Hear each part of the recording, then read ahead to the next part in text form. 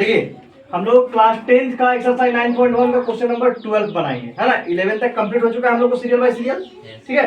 Question number 12 बोलता है 7 metre ऊंचे भवन के शिखर से एक केबल टावर का शिखर का उन्नयन कोण 60 डिग्री है। 7 मीटर ऊंचे भवन, यहाँ से यहाँ तक देखो एक भवन बना हुआ है। क्या बना हुआ है? भवन। और यहाँ से यहाँ तक उसके ऊपर क्या लगाया गया है? टावर। क्या लगाया गया? टावर लगाया गया, ठीक है। तो टावर के ऊपर से उन्नयन कोण जो नीचे बन रहा है कितने डिग्री का बन रहा है? 60 डिग्री का। कितने डिग्री का? 60 डिग्री का। और इसके पाद का अवनमन कोण 45 डिग्री है। इसके पाद का अवनमन यानी ऊपर से नीचे से ऊपर देखने वाला उसको अवनमन कोण बोलते हैं। तो यहाँ से यहाँ तक कितना बना रहा है? यहाँ पे 45 डिग्री बना रहा है। कितना बना रहा है? 45 डिग्री, ठीक है। तो टावर की ऊंचाई ज्ञात करें। तो टावर की ऊंचाई हम लोग को ज्ञात करना है। तो देखिए अगर यहाँ पे 45 डिग्री है तो यहाँ पे भी कितना होगा? 45 डिग्री होगा। समझ रहे बात को? अभी हम लोग एंगल पढ़ेंगे तो इसमें हम लोग पूरा क्लियर करेंगे कैसे कैसे आता है, ठीक है। क्योंकि ऑपोजिट साइड्स आर इक्वल।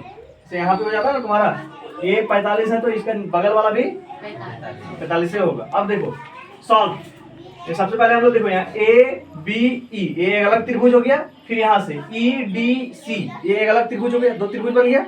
तो सबसे पहले समकोण त्रिभुज ए बी ई में, ए बी ई में लिए, ठीक है। ए बी ई में तो A B by B E कर दिए, A B by B E कर दिए। अब देखो ए बी का भाव कितना दिया हुआ? Value P. और बी और डी सी दोनों बराबर ना होगा जी। जब डी सी एक्स है तो बी ई भी कितना होगा? एक्स ही होगा। तो बी ई के जगह पे कितना लिख दिए? एक्स। और इसका एंगल कितना बना था? 60 डिग्री का। तो P बाय बी किसका फॉर्मूला है? 10 का। तो 10 60 लिख दिए। अब 10 60 का मान कितना होता है? √3। तो ए बी का वैल्यू P और बी का वैल्यू x और 10 60 का हाँ √3। अब यहाँ पे इसको हम लोग कर दिए क्रॉस मल्टीप्लाई। क्या कर दिए? Cross multiply. तो हम आ जाओ उस लोग के पास समझो रे गुड़िया। इसको क्रॉस मल्टीप्लाई करेंगे तो जब p को इसके नीचे कुछ नहीं तो 1 लिख दिए।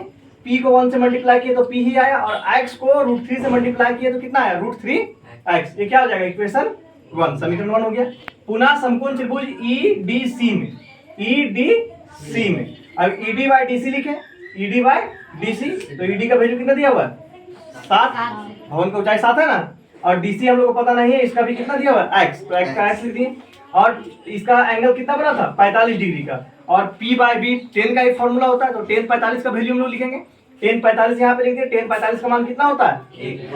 1 होता है। और ED का वैल्यू 7 दिया हुआ है, DC का वैल्यू x दिया हुआ है, 10 45 का 1 दिया हुआ है। यहाँ पे भी इसको हम लोग क्या करेंगे? एक डालेंगे और क्रॉस मल्टीप्लाई करेंगे। x को 1 से मल्टीप्लाई करेंगे x ही आएगा और 7 को 1 से मल्टीप्लाई करेंगे तो 7 ही आएगा। क्या हो जाएगा? इक्वेशन 2।